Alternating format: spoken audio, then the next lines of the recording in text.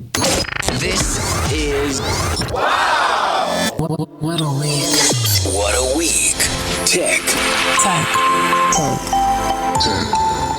Before we get into our tech talk, if I will, last week we encouraged all of you to subscribe on YouTube and stand a chance of winning a cabin for two on our O-Ship cruise setting sail in December.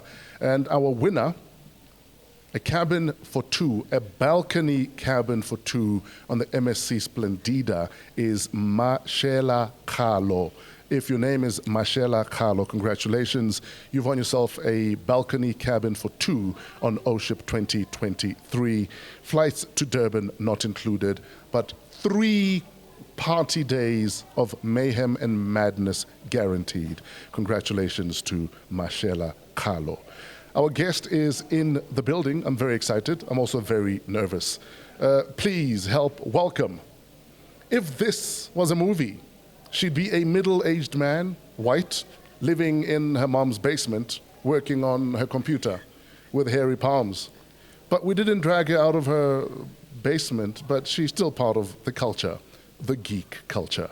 A warm welcome, Keitumetsi Tsotetsi. Thank you. Hello, Keitumetsi. Hello. I wouldn't expect a geek to look like you do. Like, why are you ruining my childhood? That is the problem. Like, why are you ruining my childhood? That is exactly the problem. People have such a perception of what a geek should look like or how they present themselves. Yes. So we're just fighting you don't look like a geek. Are you even smart? But we'll get there. Joburg. Okay, so you're Joburg. Yeah. Yeah, well, that's smart. Smart. Yes. So you're still smart. Keitumetsi 101. Who are you? Where are you from? Right. So I'm Keitumetsi Tsotetsi. I grew up in Katlehong. Okay. So born and bred in Joburg. Sure. The most we've moved in and around Gauteng, so we've never stayed outside of there. Moved to the burbs a bit later on in life. And as life got better. You know what I'm saying? Yes. Well, for my parents, not me. But I guess the nice thing about that is you get to experience all sides, both sides. You know, I like to joke about this, but we're the generation that went from Vascom to bath to shower real quick. Oh, yes. And there's a lot of adjustment that comes with that. Yeah, from township schools to all of a sudden you're speaking English out your nose. Yes. Like fast. But also, you've been speaking English from nursery school because they were gearing you up for those types of things. And then sometimes you find yourself a bit lost then when it's time to reflect on the other side. Yes. But that's who I am. I studied I went to primary school, I went to high school, and then I studied at UJ. I studied to become IT management. Okay. And then I don't really like school that much. So I went straight nobody does. Yeah, so I went straight into the working industry and went into consulting. Yeah. And I've been consulting ever since, and then only recently moved over into the corporate space. In fact, your current title, you're an award-winning senior specialist in governance, risk, and control. What does that mean in simple English? So governance, risk, and control is basically looking at how are you making decisions that are beneficial for the organization and I guess society and community overall. Risk is looking at, with all technology is the backbone of every business now, regardless of what you do. It's not just some department in a corner that's expected to run systems. Sure. Even if you're just selling knickknacks, you're potentially using technology to facilitate that.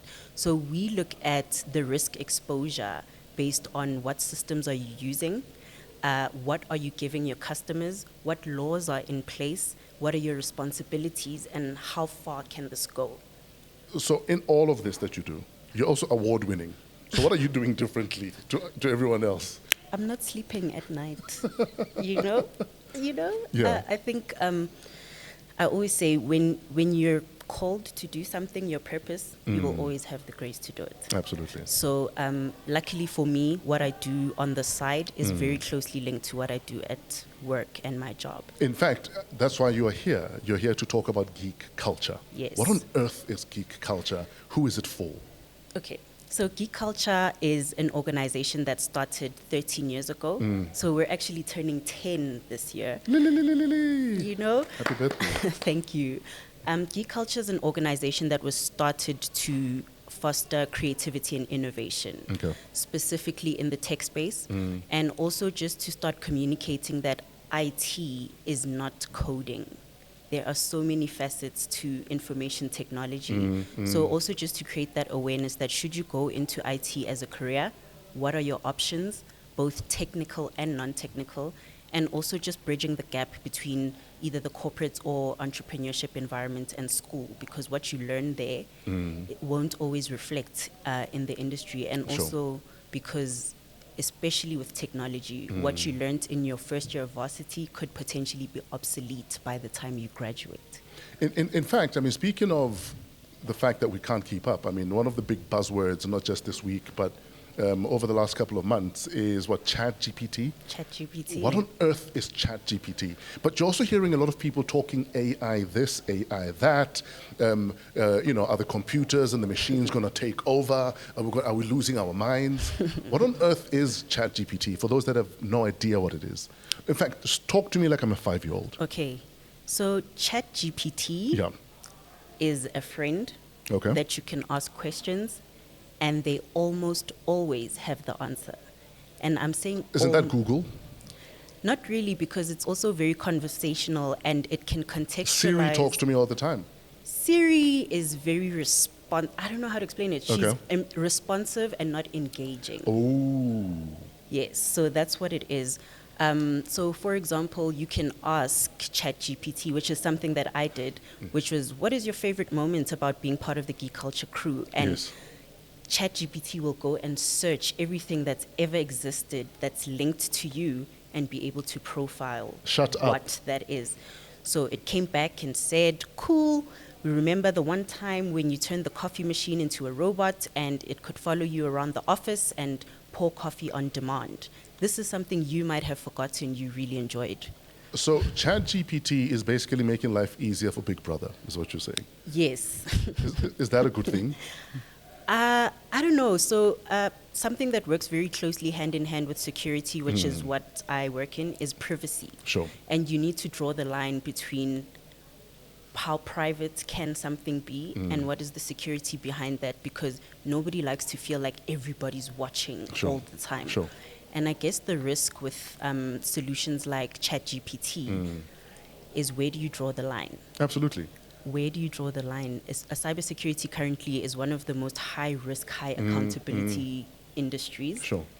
And people are just living their lives, but also very willingly putting information In out fact, there. we volunteer 99% of our lives to the cyber world. Nobody's forcing anybody to Like tell Harry fucking anybody Nicks, we don't anything. care. We don't care. You can just Google somebody and you know where they live, how many family members they have, what's happening in their lives, are they here, are they there, and No, carry on, carry on. and even in the industry, there's a component of cybersecurity called social engineering, Yes. where we can test how far can we get into either an organization or someone's personal life.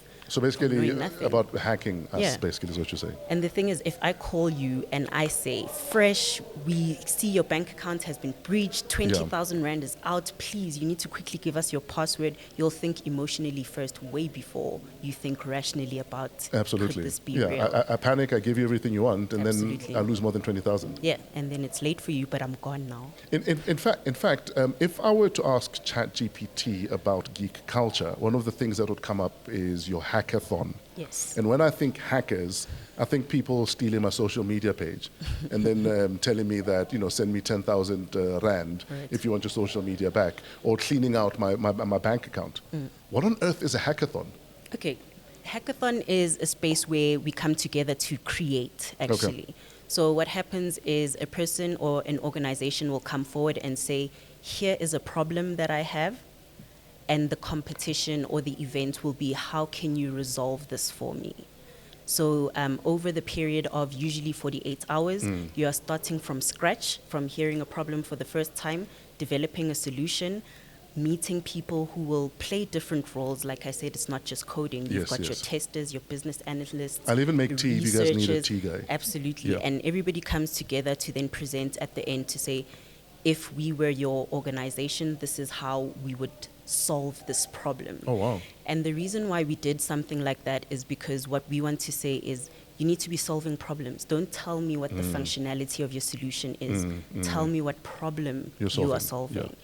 And in that as well, with the companies that we collaborate with, and they've been over 300, they then come forward and they're able to sponsor us. And what the people then get, we're targeting people all the way from primary school right through to varsity, early industry students as well that have just come in. You are getting internships, bursaries, software, hardware, training, mentorship, the networking, and also the awareness that even if I cannot code, I can be in IT. There is a contribution that There's something I can give. do. Yes, Yeah, absolutely. Would you say, based on how long you've been in the industry for, based on what you knew before you were in the industry, and what you're doing with, initiatives like geek culture, would you say the barrier to entry is being lowered all the time, especially for young black kids in the township? Yes, absolutely. So our focus is there. Yes. That's what we're targeting because that's where people are not aware of the opportunities. Sure. When you're in what I'll call a disadvantaged or far removed from the city environment, you might not be thinking about technology as a viable career. Sure. You're thinking of traditional careers, teachers, nurses, etc. And we're coming and saying, hey, there are other things out there and there's a huge skill shortage. Yes. We need people. And you can do this. So I think the nice thing about IT and cyber specifically is that there are formal ways of learning, but geek culture is bringing forth the informal learning. And people are then more relaxed. You're not doing this for marks. You're genuinely I'm not under pressure. Yes. You're doing this because you want to be creative and everybody's there to help you. Coach, put me on. How do I sign up for geek culture? How do I get my kids involved? So you can go to geekculture.dev, and there you will find all of our programs, all of our upcoming events as well. And you can follow at Geek Culture on Twitter, and probably all of our social media pages are Geek Culture. So we're lucky we got that as it started. Yeah. And that's how you get on. It's free. Wow. You don't pay for it. We also have vacation programs, which is really great. When you're out of school and it's school holidays, you want to keep your kids busy, send them to Geek Culture. In fact, speaking of Twitter, you mentioned Twitter just now. Elon Musk fired 200 people at Twitter this week. He said some jobs were now redundant. Are we, as users, in trouble? Do tech jobs overlap each other and allow you to do the job of two people, for instance? Should we be worried about where the world is going? So I think it's a problem that's way bigger than tech. Yeah. Companies in general are going, let's optimize, let's be efficient. I'm a business. Yes, and there is the bottom line. Yeah. But I think, especially with IT, there's a social responsibility. You cannot risk putting people, you can't sleep, So I don't think, and South Africa is also a very different context. We're still developing. Sure. So there's still a lot of space for security and IT as an industry for people to go in, and we currently have a huge shortage. Even when you look at people who are in leadership positions in the roles, they didn't start a lot of the time in IT. Yes. They had to get those leaders from other places and say, okay, we see you can lead, so just come here and let's see what you can do. Yes. Yeah. Where do we find geek culture on social media again, for those who are interested? And where do we find you on social media? So I'm at Keitumetsi_Tsotetsi. Okay. And then my Instagram page, which has absolutely nothing to do with technology, I like eating, so it's just the food that I eat, is at Secret Measure. And then Geek Culture, as I've said, is at Geek Culture. Geek Culture on Facebook as well, on LinkedIn, Geek Culture as well, and then online, geekculture.dev. Keitumetsi, we love the work that you're doing. That's why we have you here. We're hoping that even if just one kid is inspired, even if just one kid realizes that the geek culture is a cool culture, it is really. Then we're well on our way. For all we know, our load-shedding solutions lie within your geek culture. Exactly. Because we're looking for solutions right now. So, Keitumetsi, you are award-winning governance, risk, and control geek. But what are the barriers to entry for a kid wanting to get into IT or cybersecurity? Right. Yeah. So I think the biggest thing right now is people are not aware of the opportunities that are there. Sure. So we exist to say, hey, here's something that exists. Yeah. But also from a company's perspective, I think a lot of organizations are looking for long lists of qualifications and certifications. They're not at the point where they're realizing that informal learning has just as much impact. When you look at big companies that are being hacked. Sometimes it's just little kids that Oh, were yes. Googling things or watching YouTube Yeah, tutorials. they're not IT specialists at all. Yes, when you Yes. go to what we call the root cause analysis, you're seeing a lot of errors in their codes and trial and error. And I think organizations need to be more open to things like that. So open as in how? As in I should be fine with a kid hacking my system? No. Okay. So there are opportunities like that, though, Okay. but they're done ethically. So companies will say, hey, on this day, we're having a function or over this period of time. Come and if you test our can- system. Yes, and if you can hack us, write the report, tell us how you got in so we can fix Do I it. get paid though? Yes, it's called bug bounties. Ah. Yes. Typically, how much can you make from a bug bounty? Lots of money. No, on average. Like, I mean, if a bank says, listen, we've got like a bug bounty event. Well, I mean, it depends on their budget, right? But Facebook has it, and they are paying in the hundreds of thousands of dollars. Wow. Okay. Right. But only if you succeed in hacking, right? Yes. Or pointing out. Yes, and also ethically. If you Yes. try to do it outside of that, Then you're what you're breaking the doing law. is illegal. Yeah, Exactly. absolutely. And talking about law Yeah. also and how ready we are as a country, technology is developing faster than it can be legislated. Sure. So that also is a challenge. And we're looking at, let's take, for example, the war that's happening, Russia and Ukraine. People are working from home to have wars right now. You don't have to come with your guns face to face. Sure. You can just sit on your PC. And if you are able to bring down national infrastructure from home. Yeah, terrorism is happening from laptops. Yes, Yeah. so also as part of, yes, we do need the corporate and entrepreneurs, but we need soldiers, because if it ever comes Yeah. to that, we need to be ready as a country to say, everybody sit at your desk, Yeah. we're at war. Are you a geek? You don't have a basement at home. We understand. We hardly have basements in this country. We're going to war, and we need you and your hairy palms to enlist to the geek culture. Please. Dun dun. Africa needs solutions. Africa needs kids in tech. So please sign your kids up to geek culture. Keitumetsi is a fine example of how far you can take it in the space. Award-winning Keitumetsi Tsotetsi. This is What a week. What a Week. This kid really kicks.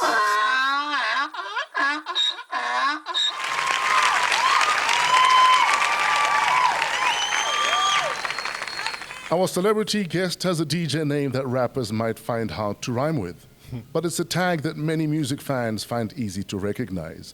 He's probably the only tall white man who's often misidentified as a black man.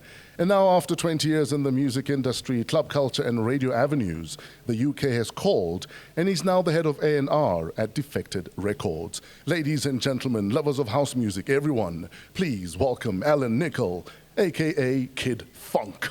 Thank you very much. What's up, kid? I'm so good. I'm so busy. I'm so in the middle of everything right now. But I'm here. I'm happy to be in front of DJ Fresh.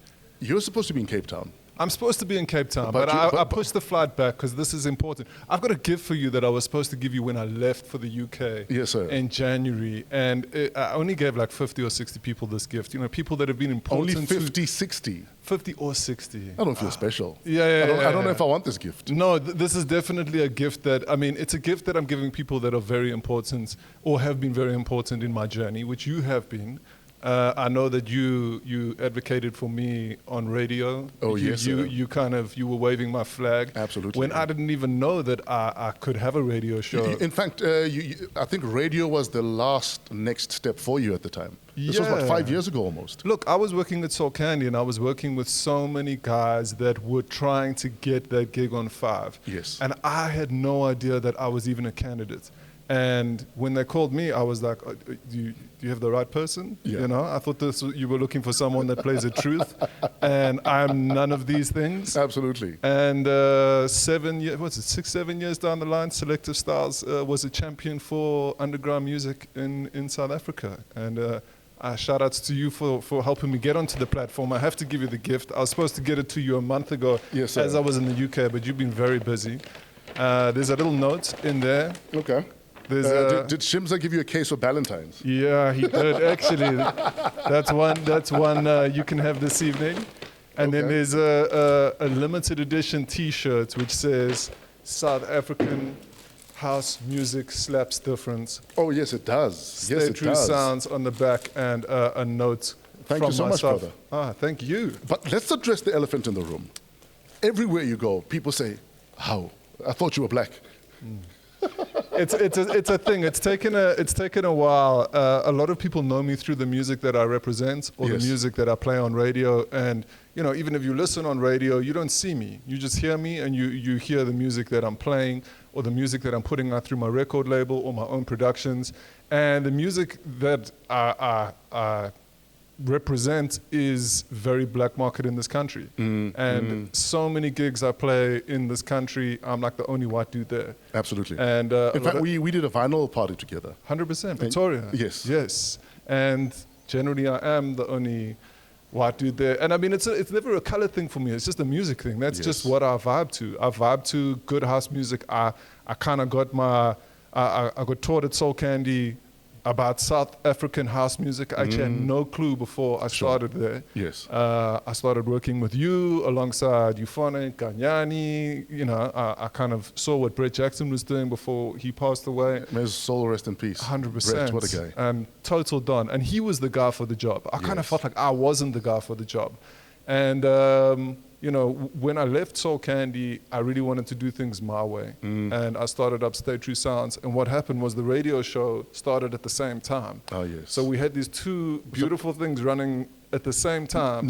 Not a coincidence, brother. It just felt right. It's never a coincidence. And I've managed to find a whole new generation of producers that are so good. In fact, I was about to say to you, because I've been following Stay True Sounds, you know, the journey and the producers. Sure. But also, I'm exposed to at least 100 brand new deep house songs every week, minimum. Sure. Is there a resurgence, or have we been sleeping on this giant that is deep house from South Africa? I think, you know, if I look back on it, and I look back at like the early Spring Fiestas, and I look back at all the music we have been influenced by. Yes. You know, the compilations and the records that were on those compilations. Charles Webster at Jazz. Sure. You know, even Ralph Gum, the list goes on.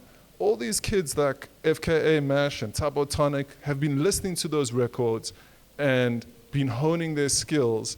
And there was a time where it didn't feel like we were good enough. Sure. And I was able to find these incredible producers and just show them how good they are and put them on a platform to shine their light. And my dream or my vision for the past 2 or 3 years has for me to take this sound abroad. And now finally I have that opportunity. But not only do I have that opportunity, but like I'm the head of A&R at Defected. I mean, I'm still pinching myself. Again, not a coincidence. It's an honor. Because I believe Defected almost need a new frontier of music to put out there. Yeah. And unfortunately, when it comes to especially deep house, no one can touch South Africa right now. Nobody. No one. Like, nobody. And I tell you what, the music that the kids are producing in South Africa, this new generation of super producer is so new to Europe. And I feel like I need to go there and go and show them what's up here. Yes. Because it is that good, if not better than the guys that are coming out that side. In fact, I often argue that if there was a deep house Olympics, South Africa would probably win it. But since we are there, you have to pick a team of 5 to represent South Africa at the Deep House Olympics. Who's on your team? Okay, I need to understand one thing. I need to understand, is this DJs or producers or both? No, producers. Producers or both. You're deciding, because obviously you have to be a tactician. Yeah. You know, it might be a super producer that also DJs, depending on what the challenge is at the Olympics. So you tell us, Mr. Manager. So there's always kind of like there's the new school and then there's the new school. You know, I feel like there's this generation that's just passed that are kind of doing really big things like FKA Mash. Yes. You know, I've grown with him. He's a special kid. 100%. Yes. You know, I signed his first record. He's doing amazing things.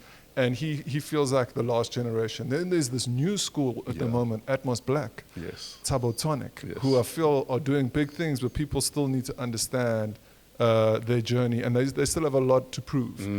But to answer your question, I think, and you know what the most beautiful thing is now, is that I'm at Defected. Defected are already partnered with me on Stay True Sounds, the business. So this does give me the opportunity to do exactly what you're asking, because we are going to be throwing events, or Defected already throws events around the world. And in a very short time, Stay True Sounds will be having floors at these parties, and then I'm going to have to pick my team. Absolutely. So I would my obvious go-to is FKA Mash. Yes. Like you said, he's a very special one, and he takes his career very seriously. Yeah.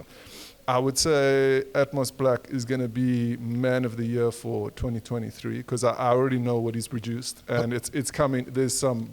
And also, and also, these kids are just keeping the music coming. Though it's like a wave you can't stop. I'm in love with a song you released a month ago, and you've sent me another one. 100%. Like, give me a chance. No. You get no chances yet. You know what the problem is as well is I don't know if it's a good problem or a bad problem, but there's just not enough labels representing these guys in SA. So Yes. I just seem to just take it all. Yes. And everyone comes to me because they can see the work that I do, which is great. But I'm releasing a song here, a song there every week. Let's continue the list. So FKA Mash, Atmos Black. It would be disrespectful to not include Chronicle Deep because he's just such a great producer. Yes. He's an incredible producer. Who else? There's just so many. I would actually include Sio, although she is not a DJ or producer, but she is like... She represents, though. Yeah, She's a voice. she's my sister. Yes. And we've done so much great work. Sure. So she would definitely be included. And the fifth one... China Chameleon, hands down. I was literally about to say to you, you better have Mr. Chameleon in there. Yes. I love the story that I have with China, and in a sense, he is kind of the poster boy for Stay True Sounds, because he came off a very bad. He was not in a good way mentally. Sure. When I signed him, and what we were able to do in a short period of time, and the opportunities that we've been able to make for him, and he's got sync deals now, and he's. He bought himself a new car yesterday. Yes. And I love the fact that he's able to do that. In fact, I saw his post yesterday with his new car. Amazing. And I was like, geez, okay, look at that. I know. And this is all of his craft. Is it true, talking about the mental journey that he's been on, that often the most talented are sometimes the most mentally tormented also? Or that the art is as a result of whatever they're going through? I think... Is there an element of truth to that? 100%. I'm dealing with bedroom producers. Yes. So they're not going into a studio with 5 or 6 or 7 people and allowing themselves to talk to each other. And they're in their head. Yes. A lot of these producers are in their head. And if things and often frustrated. 100%. I'm doing this. I'm getting the likes, but I'm not getting the gigs. 100%. Yeah. And I think if you look, the one thing you need to realize is if you look at your social media follows versus your Spotify followers and your streams, they need to kind of line up. You can have a lot of followers here, but your music doesn't perform, and that means you're not making money, and it gets frustrating. And I feel like, I've been versed at being a label manager, but the biggest thing, or a label owner too, is to be a relationship manager and manage people's expectations, because I can only do so much. But if the music doesn't connect, the music doesn't connect. And fortunately for the likes of China Chameleon, he's just so incredibly talented. The music did connect. Absolutely. And it continues to connect. And then there's artists that I work with that are just genuinely frustrated with their career, and I need to manage them too, and hopefully get the best out of them in frustrated moments. And sometimes, because music is art, the best music you get is when people are going through the hardest times. Absolutely. There's songs about heartbreak, or Radiohead's never released a happy record. No, they never. And I love Radiohead. Yeah. So I think that there's joy, and there's art, and there's all of this within it. But I need to be respectful to the art and to the artists. So I do a brand new music podcast every week. Sure. And like I said, I'm listening to easily 100, 200 brand new deep house and Afro house songs every week. Sure. But also I'm seeing on the Facebook pages of a lot of these kids the frustration we're talking about. Is it worth carrying on doing this? Sure. Some are even suicidal, it seems, with some of their posts. What do you say to that kid that's at the end of his tether? That people are loving my music. I'm on, Stay True. It played on Kid Fonque's radio show on 5FM, but I'm not getting gigs. I'm not getting bookings. I'm not getting signed by a big label. What do you say to that kid? I think the thing is, some of these guys are getting gigs, and they're still suicidal. And the problem is, they just need to focus. And sometimes the best thing to do is actually get a job, and then make your passion secondary. Sure. And until that kicks off, then you can let go of the full-time job. So be realistic about it. 100%. Yeah. You need to have an anchor that takes care of your bills.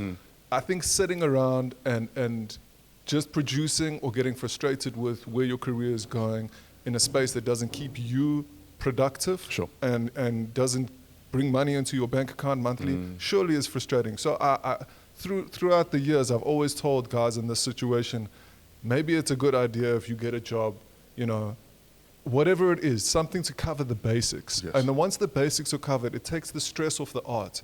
Because you don't want to be sitting in a studio forcing yourself to produce something that's a hit, where that's not generally how you are as a producer. You want to produce something that just comes out of you. You're chasing a hit out of desperation now. 100%. Versus I really feel this and I want to release this. 100%. In fact, I often encourage a lot of kids that ask me for advice. Exactly that at this stage in the arts on the planet, it's rough for everybody. Sure. So any job until the right job, or any job until the right record. But don't sit and wait. You cannot procrastinate on your craft. And 100%. And even when you get to that any job situation, still kick ass at it. 100%. Because the discipline of kicking ass, doing something you don't enjoy, benefits you 100-fold when you apply it to doing shit you actually do enjoy. Preaching. So it's important that you develop that discipline. That I hate the fact that I'm cleaning toilets at a club, but I want to still clean toilets better than anyone else because I am disciplined like that. Because the sooner you can look forward to doing what you don't enjoy doing and kicking ass at it. Dude, when you get your dream job, you're going to coast through it. 100%. Just to give you some sort of ideas to, you know, some people might think that my come up has been quick. Yes. I'm 44. Yeah. My come up has been 24 years, Yeah. more, 25, 26 years. And you're still hard. building, and you're still building. I'm not done. Yes. I've got so much work to do. But I was working at Guess Clothing in Santon. Yeah. And that's not really my stuff. That doesn't, like, I don't wear that, doesn't flex, but that's what I had to do. Sure. To be able to... Any job until the right job. 100%. And I forced my way into a Look and Listen, which is a retail music store, just to get into the music business. Yeah. But the job wasn't to work and sell music, which was what I was hoping to do. The job was me sitting on the second floor, Sure.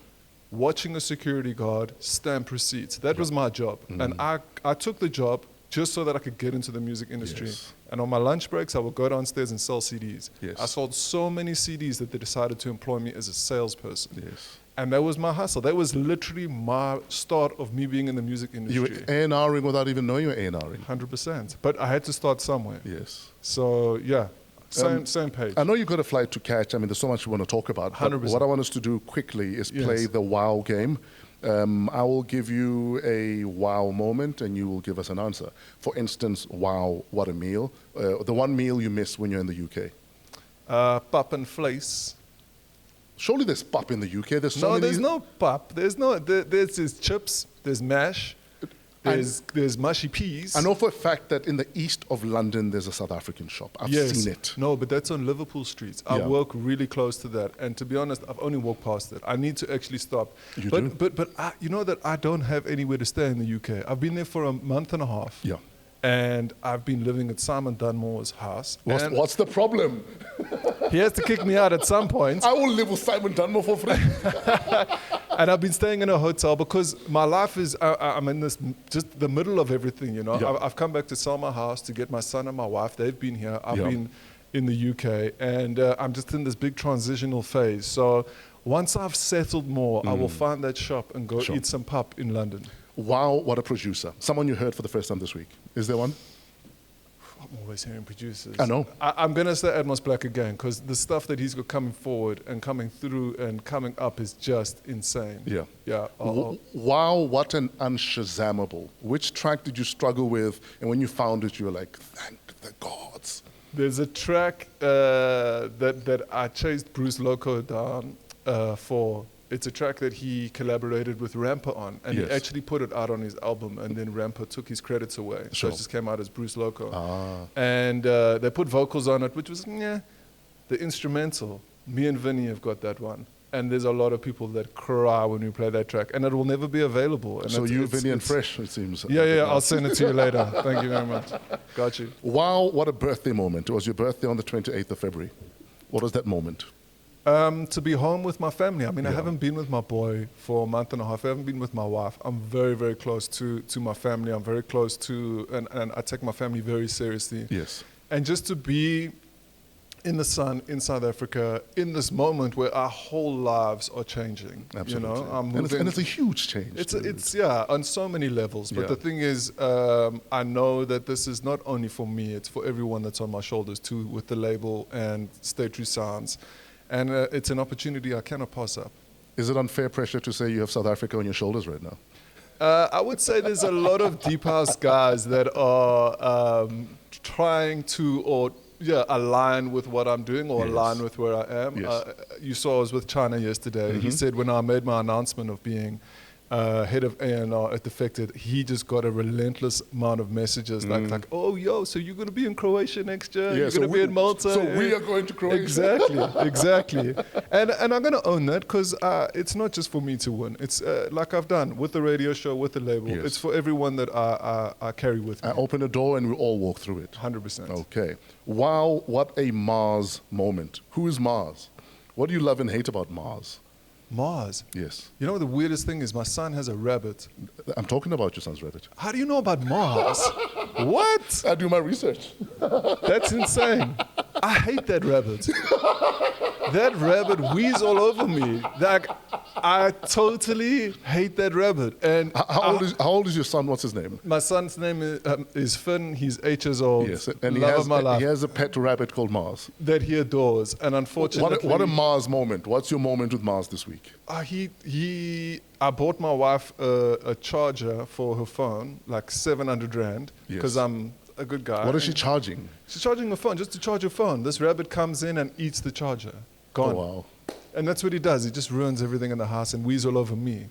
We've got a very male thing going about the property. He thinks he owns it, and I'm the guy that actually owns it.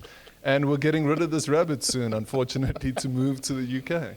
As long as you're getting rid of the rabbit to another pet owner. Yes, Not a 100%. restaurant. No. I did think of telling my son that I was quite happy to put him on the bribe, but I know what Don't that would do to be him. that guy. Don't be that guy. No. We're not having rabbit soup. I can't believe how deep your research goes. I thought this was something my wife, my son, and I only knew about. We know people that know people. Okay. Yes, sir.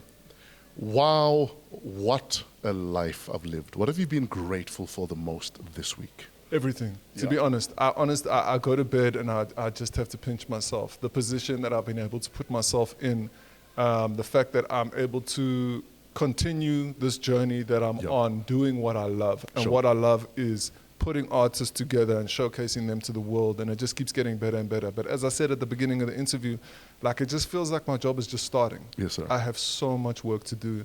And I know in 5 years' time there's going to be Stay True Sounds events at Fabric in London, and we're going to sell out. But in the meantime, I got to put my grind on. And I'm just grateful for it all. I'm just grateful to be able to have this ear that can find so many great producers and showcase them. Dude, on behalf of the Deep House community, especially the South African Deep House community, I just want to say thank you. Thank you. On behalf of every kid out there that makes a tune hoping it will make it to Stay True Sounds, every kid out there that understands why the movement is the movement. You do this for the culture. 100%. Everyone has a responsibility, to the culture. Sure. So the fact that for you're a beacon of hope and light for a lot of kids out there is something we can't take lightly. And I hope it's a responsibility you carry on your shoulders, unfairly, obviously, but also understanding exactly what it is. 100%. Yeah, man. And it is a big responsibility. I don't take it lightly. And like I said, I take this on, and if I can continue, as I continue, Yes. I will continue showcasing the incredible music that comes out of this country. Ladies and gentlemen, boys and girls, lovers of Deep House, and everyone else out there, make some noise for Kid Fonque. This is Wow! What a week. What a week with DJ Fresh. It is time for hashtag What a Kid. Wow, What a Kid is us showcasing youngsters that are doing things that are worthy of the world needs to see. Everybody needs to know about this kid. So if you know that kid, if you manage that kid, if you're a parent to that kid, if you mentor that kid, if you are that kid, we would love to hear from you. You can email waw@podcastnetwork or africapodcastnetwork.com. No, man. waw@africapodcastnetwork.com. Hashtag wow, what a kid. Our guest today, I'm very excited because I love petrol. He's fast but not furious about cars, a true petrol head. When he isn't writing and taking pictures of cars, he's rallying up his engine on a race course. Please welcome racing prodigy, Setshaba Mashigo. What's up, my dude? Oh, I'm awesome. How are you doing, Mr. Fresh? Setshaba Mashigo 101. Tell us about yourself. Oh, man. You're a racist, so you race cars. What else? I hope that doesn't get quoted out of context. No, but you race cars, so you're a racist. I race cars. Exactly. I race cars. I'm a racist.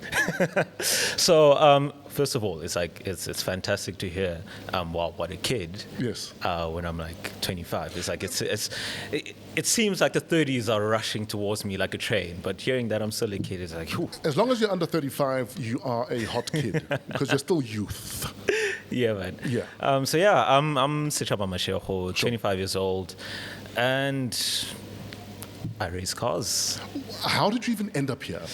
Because a lot of people will say to you, if you're racing cars, that means you must have money. Because barrier to entry is here. You know, I need a car. You need a team. You need tires. You need petrol. Depending on your car, you might need special petrol. How did you end up here? Yeah. Are you guys rich? The cost is insane, Yeah. and I think I'm one of those stories that, you know, kind of like from rags to riches. Sure. Not riches yet, but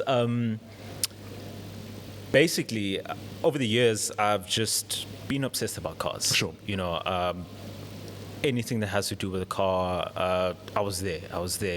It was first flying, funny enough. I wanted to be a pilot really, really, really badly. Yes. You know, that didn't happen. I wanted to be a fighter pilot specifically. Both me and you. Yeah. In fact, when I was 18, I was quartered to go into the army because I wanted to fly in the army. Same here. Like, Yeah. I even got to like the selections and Shut all up. of that, but Oh, wow. you know, like a weight loss, so that put me out of contention. So once that happened, because I was like deeply shattered that I didn't become a fighter pilot, so much so that I was like, you know what, it was either fighter pilot or nothing. Yes. And after that, I was like, you know what, I'm done with this. And I was Sure. like heartbroken. And I had already been interested in cars, like from a very young age. You know, my dad was always into cars. He'd get cool cars. When he's working on the car, I'd be there with him working on it. When that happened, I think I started leaning more into the car thing. I can still go fast, but just on four wheels now. Exactly, Yes. and on the ground. Yes. Yeah, which in theory you'd think would be safer, but apparently not. No. Yeah. So once that happened, I started getting into the gaming thing and racing sims. Started racing sims just at home on my computer Sure. and driving around like single player. So there's like a single player thing where you race against the computer Sure. on the thing, and I got pretty decent at that. And I thought, okay, I might be quick. There might you be know? something here. There might be something here. Yeah. And I decided to give the online thing a try because Okay. at the time it was still, you know, coming up. So And- how old are you at this stage? Okay, I think I'm around 17, Okay, 18 at this point. Okay, so you're a late bloomer when it comes Yes, to racing cars. yes, Okay. definitely. Yeah. Very, very late. Yeah. Started the whole competitive thing, and I realized that no, pretty far from the top, eh? Yeah. And usually when So starting the competitive thing means what? You find a car? Where did you find a car? Like what steps did you take? okay, so this is like the online racing. Ah, yes, Yeah, yes, this is yes. still online. This is still on a computer game. Okay. And you're racing against Still other people. simulated, Yeah. okay. Around the country, around the world. So when you do those, firstly, I had like a job where I was working at a paintball field. Sure. So that managed to get me my first steering wheel. Because like if you're getting really serious, you're going to need to get away from the joystick and Yes. onto the steering wheel. So I got a cheap wheel. I think at the time it was like 800 Rand. Sure. Which is a massive amount of money when you're like 17, 18. Yeah. Got that, and I started getting into those online races. Sure. Some leagues in South African leagues. And you realize, geez, man, these guys are freaking quick. Okay, so they're kicking your ass. Yeah. But you stay the course though. Exactly. That's when I realized that instead of generally when things don't really go your way, the interest wanes Yes, and you yes. sort of go down. But it was very weird for me that I felt that spirit coming in. Like I found myself practicing for hours and Sure. trying to get the lap times down, and I realized that I was chasing this time. There was that fire in me. I realized that there was a fire there, and getting better. And I got into one of the bigger leagues at the time, Sim Racing South Africa, and it was like a Formula League, so like Formula 3. I got into that, and there were some serious guys there, and I got up to 8th place in my first race. And I was Yeah. like, okay, we're getting somewhere here. Sure. Still a way to go, but it's a massive improvement from where I So, was. so this is from every day you're putting in the Yeah. hours. Every day you're putting in the Yeah. hours. Yeah. You know, because I love preaching about how the law of incremental gains is never wrong. If you put in the hours every single day, something will happen eventually. Definitely. Yeah. Definitely. So just pushing that as much as I could, you know. Yeah. I also had school here, and Sure. you know, trying to get too absorbed into it. I also had to focus on school, and that went on for a while. But interest in that particular league sort of waned. Sure. When was this? I think towards 18, going into 19. And I went to the first Kailami 9 hour in 2019. Sure. Watched that. In fact, there was a Kailami 9 hour just this past weekend. Yes, exactly. Yes, yeah. So that was the first one after, like, you know, I think it was like 50 years hiatus. Sure. And I went to that, and that fire just It went came back up again. You know, seeing the cars, hearing those VS like Yes. shake you inside. Smelling the you burnt smell rubber. it, Yes. you know. And before I went there, I was like, there's no way I'm going to watch a race. I love cars, but there was no way I'm going to watch a race for 9 hours. Yeah. I was there until the very end, and it was like raining. It was, So, but I was there. so fast forward. Yes. From that 9 hour rally. Yeah. How did you end up in your first car? Okay. So from that, got to, there was a competition, FIA Rally Star. Okay. The FIA, the one that Yeah. runs F1, they F1, also have yes. a rally branch. Yes. So I entered that. So this was for people who didn't have previous motorsport experience. Yes. Largely selected from simulators, games, that sort of thing. But then there was also like a cohort who did have some experience with cars, and we went around like a small gymkhana track. Okay. That's driving around cones and all of that. And prior to this, also, I'd been playing around with, you know, my parents' cars a lot of the time. You know, okay. when you Do they know this? they Okay. don't know this. I think Okay. now they're going to learn about it. They're going to learn about it now. You know, sometimes you just go out, you get sent to go buy bread, and when it's raining, I just go out and do some skids in an open place just to learn car control. Sure. So I think I already went into that with at least some confidence behind the wheel. Didn't quite make it there, but I did get selected as a wild card. Okay. Got the wild card, went to the national finals, qualified for the continental finals. Okay. We got there and we drove these like little rally cars, rally cross cars, motorbike engine, Sure. sequential gearbox. That was my first time in like a proper setup car. This was last year actually. Oh, wow. Yeah. Got into those. It was like a baptism of fire. Sure. And again, made it all the way to the end. And I looked, according to the times, I made it to 5th. Then again, you know, you become discouraged when you make it to 1st and you don't make it to the big time. But then I had to look at everyone else, you know, who was quicker than me. And like, okay, this guy raced in the Polo Cup. This guy did this. I looked at all of them has at least some level of real world motorsport experience, yes, you know, yes, despite yes. this being for people who didn't have motorsport So you're a experience. newbie, and Yeah. you kept up almost. Yeah. Yeah. So I was like, okay, rather than dwell on that, Sure. I was going to make a plan to get that real world experience. In my head, I was like, should this ever happen again, Yes. I want to be prepared this time. Yeah. And at the time, my granddad passed a couple of years ago, and his car was sitting around. Got that. What car is it? It was a Nissan X-Trail, Okay. one of the older ones. Yes. And I started doing the math in my head, like, nah, man. You know what? The car, being South African, the car to learn car control in is an old BMW. Yes. I did the math and I was like, oh, lady born.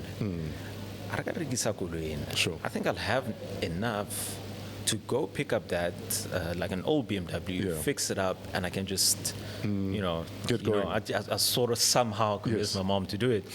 And I got the old BMW, and of course, doing the thing you do with old BMWs in South Africa. And I was noticed, so I do these things and I post videos on social media Sure. and things like that. And this gentleman, Tami Masemola, he runs a motoring publication. I know Tammy very well. Yes. My cousin-in-law. Yeah, small world. Small world. Yeah. So yeah, Tami sort of picked this up and just word of mouth in the communities. And, he decided to give me a chance. Sure. See what's up. He has these connects, he has the insider networks in the motoring space, and he said, let me take you on board. Notice that I do have a knack for communicating about cars. Yes. Specifically, so it's like, you'll do this. He sent me off to my first gig, which was this company was launching a new tire, and they were doing it at the Zorkorps racetrack. Sure. I said, go ahead and do this thing, and just play around with the cars, get comfortable. And that's, again, this is my second time on a racetrack proper. Sure.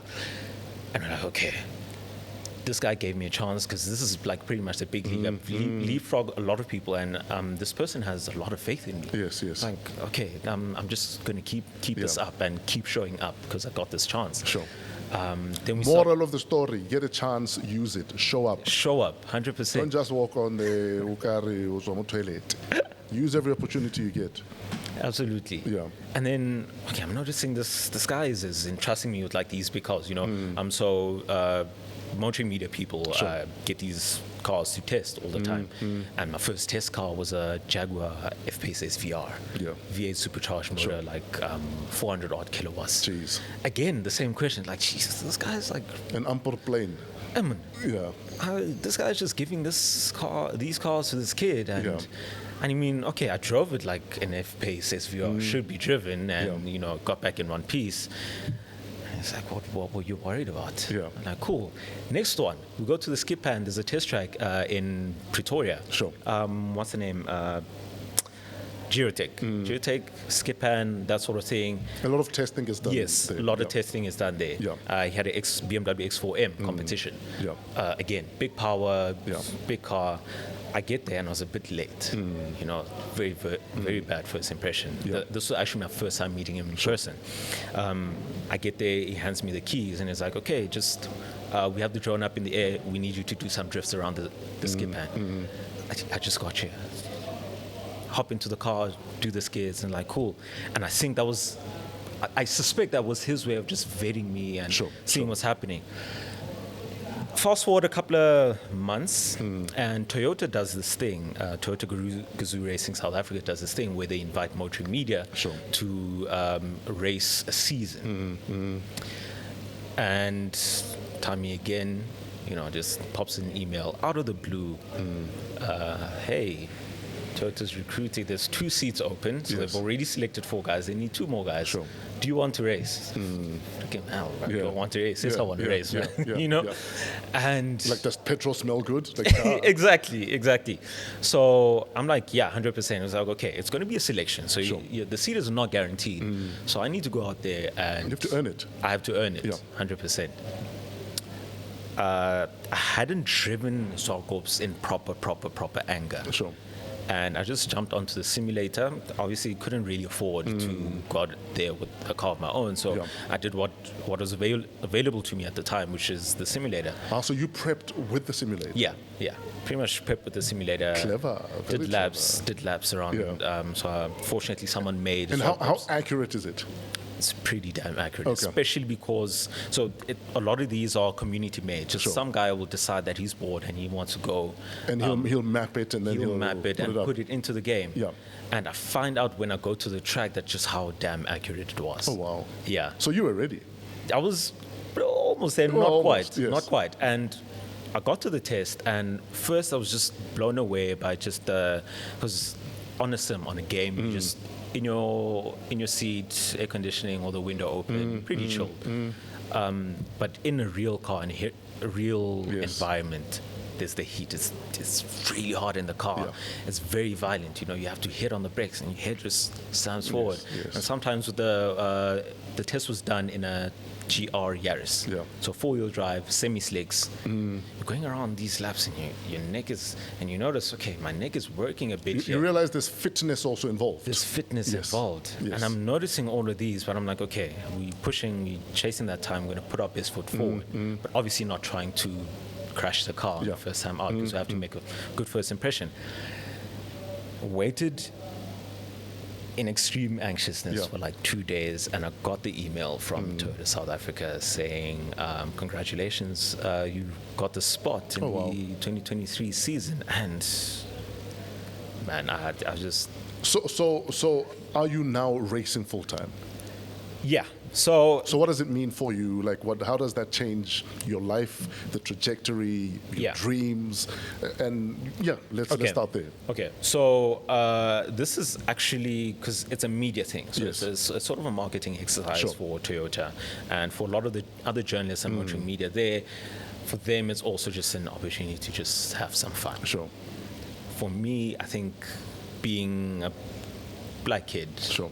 couldn't really afford to do the karting thing because that's the main way. That's the entry to do it. for most, yeah. Yeah, and this is just the one shot Sure. that I've got, and I think the sun is setting on that window. The Yes. window's closing, Yeah. and this is my one shot to like really push. All things being equal, Yep. where do you hope this shot will lead you? Ultimately, GT3.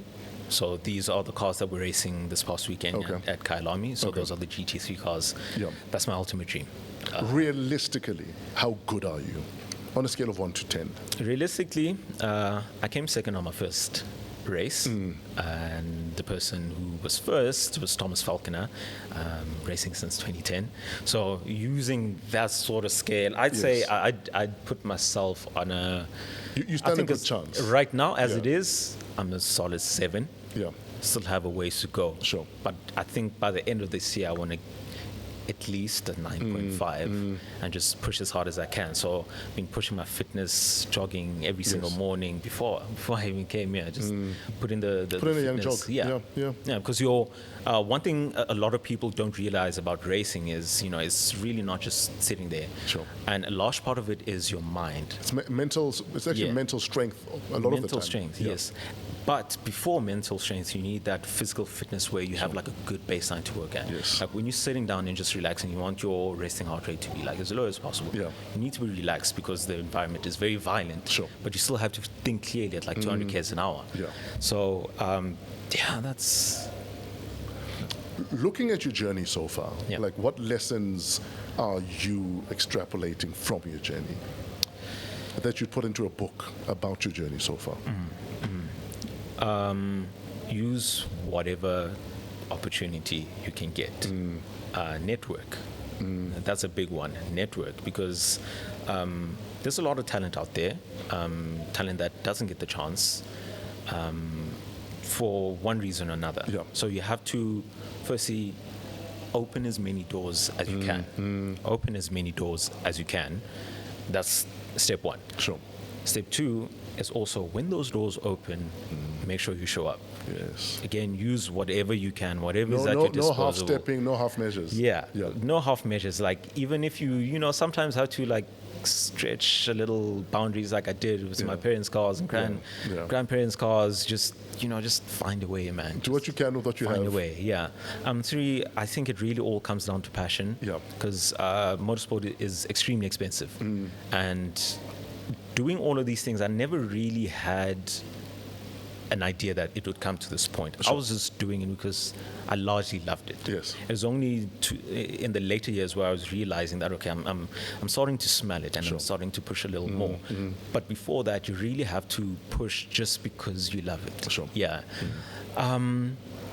4 is there'll always be someone out there better than you. Sure. And there are 2 ways to take it. You can just, throw your hands up in the air and like, I can't really I've lost. get there. Yeah, I've lost. Yeah. The second one is push as much as you can. Learn from that person if you can. Even competitors. I found myself at the racetrack on the first practice. I was still a couple of seconds down on the real pace, and I went up to this kid, even younger than me, Saul Varel. And I was like, dude, I can't figure out this corner. Like, how do you do it? Just going out there, asking for advice, being humble enough. Having the humility to admit you need help. Definitely. Yes. Definitely. And I went out there in this particular example. I asked him, and he suggested, do this. And I was already half a second quicker than I was, which is a huge amount in racing. It's a lifetime in racing. Yeah, it's a lifetime, Yeah. In some series, that's the space between first and 12th. Yes. Yeah. So those are the 4 big lessons, I think, for me. F1 kick starts on Sunday. Yeah. Where's your money? And because I'm a black kid that wants to race, do I have to be a Hamilton fan? Like, how does it work? Look, I think for black kids, it's default. You have to be. Jeez, okay. I think we get the fortune Yes. to be given like 2 favorites as black kids, because Lewis Hamilton is a default. Okay. Just how massive a figure he is for a lot of us. Sure. And then the second one will be whoever you're feeling at that time, whichever car's color you like or whatever. And this is that case. I think this weekend Red Bull is looking very strong. Unfortunately, I think Mercedes the sun is setting on them. Yeah. Red Bull is really, really strong, but I'm willing to be surprised. Who would you say, if all cars were equal, Yeah, would win this Sunday? Hamilton. So so Hamilton in the Red Bull team would win. Yeah, 100%. Hamilton, and it's insane. So maybe a slight dive into the technical things. Yeah. There's this thing called the grip circle. Sure. So generally, a racing driver. Isn't the grip circle like a toy you get at Adult World? Oh. Sorry. No, I don't think so. I read the wrong book. I would hope not. 'Cause that sounds very. I'm thinking about chafing, and that's not good. There's a cream for that. Don't worry. Water based or okay. So the tire only has so much grip, right? Sure. When you're putting the power down from a standstill, all that grip is used to make the car accelerate. Sure. When you're turning a corner, you have to take some away from acceleration and you have to put it into gripping you through the corner. Yes. To negotiate. Yes. The best racing drivers make sure, so there's a limit. Sure. The best racing drivers are always on that limit of the circle. Okay. When they're accelerating, they're using all of that grip to go forward. But then when you're turning, you're using all of that grip to turn. Yes. That's what makes the best. Sure. And I feel like So why can't they all do it then? that's where Lewis Hamilton comes in. He just has that sense where he's always at the limit. Okay. Never over, never under. Always at the limit. He's found the sweet spot. He's found the sweet spot, and when you just look at the telemetry traces and the acceleration, the braking, he's too nice with it, man. he's just too nice with it. So yeah, Hamilton, by far. But not this weekend, though. Not this weekend. Last question. A taxi driver, a rally driver, an F1 driver, and a drifter on the highway. Who'll get to the destination first? Taxi driver. Why? There's no beating a Quantamo. There's no beating a Quantamo in real. Yes. A real situation in South Africa. I'm putting my money on a tour. Oh, even better, a Super 16. Oh yes, I'm putting the my money. highest. Yes, I'm putting my money on a Super 16 every single time. Brother man, where do we find you online? If we want to follow your journey, you want to, I don't know, maybe ask advice in the DMs. Like, where do we find you? I am super active on Twitter. My handle is at Setshaba Mashigo.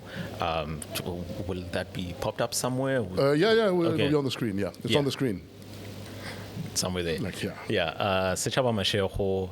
Instagram, not so active. I have a YouTube channel, Driver Mod. Sure. A bit dormant right now, but with all the racing going on, I think it's going to pop back up. Sure. So, yeah. Ladies and gentlemen, racing prodigy, and hopefully one of your favorites sooner than later. Make some noise for Setshaba Mashigo. Hashtag, what a kid. This is... Wow! What a